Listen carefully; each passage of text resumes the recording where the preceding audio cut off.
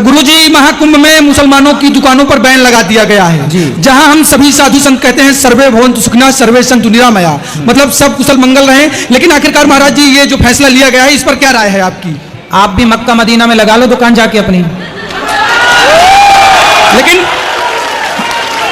अगर कोई एक अन्यायी है, कोई पापी है, इसका मतलब तो हम नहीं कि हम भी पाप करना, हम भी अधम के रास्ते पर चलना शुरू कर दें। नहीं नहीं, तो ठीक है ना, जब तुम सबको भाई अपना मान रहे हो तो वो भी मान लेना, तुम्हें अपना भाई, एक चाय की दुकान लगा लेना वहां। वो तो आप भी कहते हैं सर, वो तो तमाम साधु संत महात्मा है वो कहते हैं क्या कि सर्वधर्म समभाव। हाँ तो भाई हम लोग ऐसा कहते हैं। देखो सर्वधर्म क्या होता है? सर्वधर्म नहीं होता, धर्म एक ही होता है।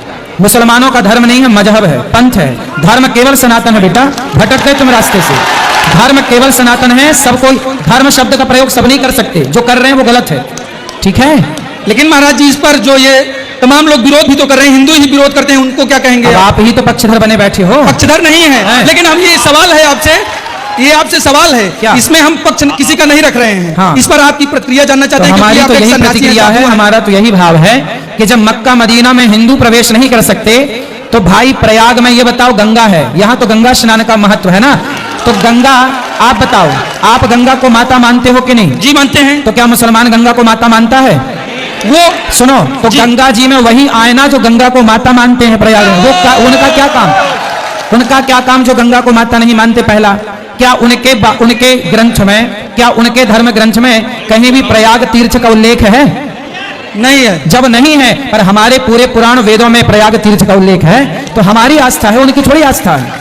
लेकिन महाराज जी अगर आपकी भागवत जहां चल रही होती है, कथा जहां आपकी चल रही होती है, वहां किसी 4 लोगों का उद्धार हो जाए तो उसमें क्या है? हाँ, भागवत सुनने के लिए मना ही नहीं है। आप आओ, भागवत सुनो, आप गंगा नहाओ, लेकिन आपका थूका हुआ यहाँ कोई लोग खाएं भक्तजन, वो सही नहीं है, क्योंकि वो लोग बनाते हैं ना, थूक देते हैं उसी में, फिर वो आपको खवाते हैं। तो आप लोग नहाओ, नहाने के लिए मना ही नहीं है। प्रयाग सवाएं, खूब नहाएं, खूब कथाएं सुने, कोई मना ही नहीं है। यहाँ बस ये है ना कि यहाँ दुकान क्या है, आपने वीडियो देखी होगी कि कुछ लोग बनाते हैं चाय और चाय में थूक देते हैं, बनाते हैं रोटी दाल में थूक देते हैं। अब बताइए उनका थूका हुआ आप खाएंगे क्या?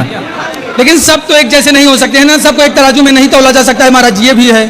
भाई एक तराजू में तौलने का हम कहाँ कह रहे हैं, लेकिन ये बताओ कि जो गंदगी है, गंदगी चाहे आपकी गंदगी हो या पशु पक्षियों की गंदगी हो, गंदगी तो गंदगी है ना, उससे बचना ही चाहिए। सब प्रकार की गंदगी से हमें बचना चाहिए और गंदे माहौल से बचना चाहिए। इसलिए हमारे संत समाज ने जो निर्णय लिया है कि आप सब लोग आनंद से यहाँ पर, हमारे देखो मुसलमान यदि हैं, हमारे यहाँ तो रसखान का भी पूजन होता है, रसखान का भी सम्मान होता है। यदि आज का मुसलमान रसखान और अब्दुल कलाम जैसा हो तो हम तो आज भी सम्मान करने को तैयार हैं, क्या बुराई है? एक सवाल महाराज जी ये बताइए, तो फिर क्यों जो फिर आप तो यही तो पाठ करते हैं, सर्वे भवन्तु सुखिनः सर्वे सन्तु निरामया सर्वे भद्राणि पश्यन्तु मा कश्चित् दुःखं भाग् भवेत्। हाँ, तब तो फिर ये अपनी ही बात का आप लोग खंडन कर रहे हैं महाराज। कोई खंडन नहीं है बेटा, सर्वे भवन्तु सुखिनः। तो उसमें मुस्लिम नहीं आते हैं? अच्छा, ये उसमें सिख ईसाई नहीं आते हैं? नहीं, सिख ईसाई नहीं आते हैं। बौद्ध? तुम कौन हो पहले ये बता दो। ब्राह्मण हूँ, अतुल तिवारी नाम है महाराज जी। तिवारी हो? हिंदू हूँ। हाँ हिंदू हो। सुनो, बात तो ऐसी है ना कि समाज में ये सब बातें हिंदुओं को समझानी पड़ रही है, दुर्भाग्य है ये बड़ा। ये तमाम सवाल उठ रहे हैं महाराज जी। सुनो, हम उत्तर दे रहे हैं क्योंकि आपके पास सब लोगों का जवाब नहीं है। सर्वधर्मान, देखो ऐसा है, आपने श्लोक बोला जी कि हम सबका भला चाहे, सर्वे भवन्तु सुखिनः, हम सबका भला चाहे, हम किसका बुरा चाहे? क्या हम किसी की गर्दन काट रहे हैं? क्या हम आतंक फैला रहे हैं? हम तो यही कहते हैं ना कि तुम हमारी गाय को मार कर खा जाओ, हम जिस गाय की पूजा करें, हम जिस गाय को माता माने, तुम उस गाय को मार के खा जाओ, और गाय खाने वाले के हाथ की फिर यहाँ कुंभ में रोटियां बना के आप खाएं, उनके हाथ की चाट पकौड़ी खाएं गौ हत्यारों की, तो ये सही है? महाराज जी अगर शरीर का कोई अंग सड़ जाए या उसमें रोग हो जाए तो उस शरीर के अंग को निकाल दिया जाता है कि गला काट के निकाल दिया जाता है उस आदमी? तो फिर आप बताओ कैसे चिन्हित करोगे कि ये गलत और ये सही? आप करो, चिन्हित कैसे करोगे आप बताओ? देखिए महाराज जी, आप लोग तो ज्ञानी हैं, हम तो आपके भक्त हैं। केवल ये बताओ फिर आप कैसे चिन्हित करोगे कि ये सही और ये गलत? आप करके दिखाओ, कैसे आप करो, किस पैरामीटर से नापोगे? नहीं, ये तो आप लोग ही महाराज जी तय करेंगे कि कौन। तो हम लोगों ने तय कर दिया कि भाई ऐसा है, किस किस को कहेंगे कि ये सही है ये गलत है। इसलिए भैया अभी जहां हो वहीं रहो आनंद से, महाराज जी। ठीक है?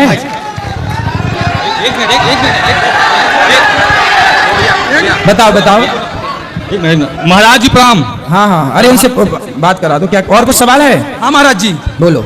महाराज जी देखिए, धर्म को लेकर काफी सवाल उठते हैं जी, और भगवान को लेकर भी सवाल उठते हैं, ईश्वर को लेकर। ईश्वर को लेके उठते हैं, क्योंकि कहीं कोई वैष्णो देवी जा रहा है, कोई महाकाल के दर्शन सही, करने सही जा है, रहा सही है, है, सब सही है। तो उस दौरान महाराज जी गाड़ियां पलट जाती हैं, कोई अनहोनी हो जाती है।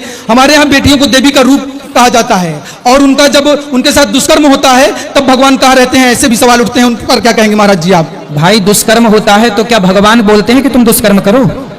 आप बताओ, आप किसी के साथ दुष्कर्म करेंगे तो क्या भगवान ने आपको आज्ञा दी कि दुष्कर्म करो? नहीं, इस सृष्टि में जो होता है, मतलब कहते हैं भगवान के बिना पत्ता नहीं हिल सकता है। फिर वही घिसे पिसे सवाल अभी देता हूं उत्तर, सुनो।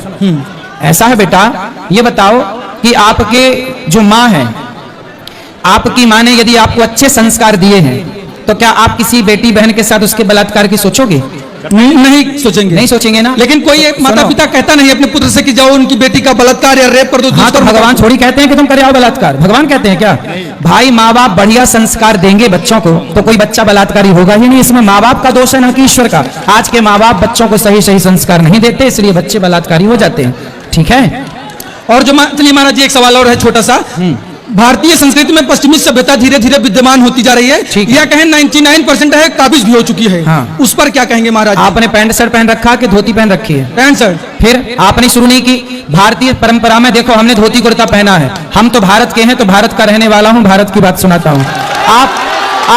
आप बात कर रहे हैं भारतीय संस्कृति की और पैंट शर्ट पहन के बात कर रहे हैं। अरे भारतीय संस्कृति की बात करनी है, ओ छोरा सुन ले लाला, भारतीय संस्कृति की बात करनी है ना, तो भारतीय वेशभूषा में आके बात करनी चाहिए। शुरुआत आप अपने से करोगे तब समाज बदलेगा, कहने से ना होगा, मुंह चलाने से।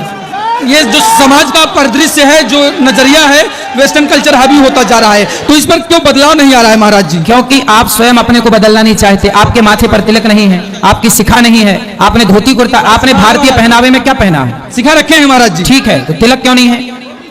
आपने धोती कुर्ता क्यों नहीं पहना? भारतीय, हमारे जब महाराणा प्रताप हो, झांसी की रानी हो, जब उस समय मुगलों से और अंग्रेजों से युद्ध हुआ तो उस समय के राजाओं ने धोती कुर्ता पहन के युद्ध किया था कि पैंट शर्ट पहन के युद्ध किया था?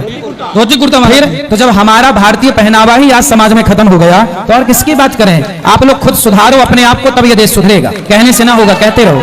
तो मतलब जो सवाल हमने शुरू किया था उसी पे अंत करेंगे। तो जो सूबे के मुख्यमंत्री योगी जी ने कहा है उस पर मतलब आप लोग संत भी समर्थन उसका करते हैं क्या? कौन सी बात कि मुस्लिमों को बैन ही रहना चाहिए? कहाँ पे? महाकुंभ में। आप अपने घर में काहे नहीं जगह दे देते थोड़ी सी? अपने घर में खुलवा दो चाय का टपरा उनका, और क्या बात है, खुलवाओ मस्त। अपने द्वार पे खुलवा लो एक चाय का, अपने आंगन में खुलवा लो एक पिज्जा खा, वैसे खाओ पिज्जा बर्गर, क्या हम थोड़ी मना करने आएंगे? नहीं, कई साधु संत हैं, कई जो लीडर हैं उनके भी बच्चे तो हाँ, तो आप अपने छत में भी खुलवा देना ना एक। हाँ, मुल्ला जी का खुलवा दो एक छत में टपरा भावा।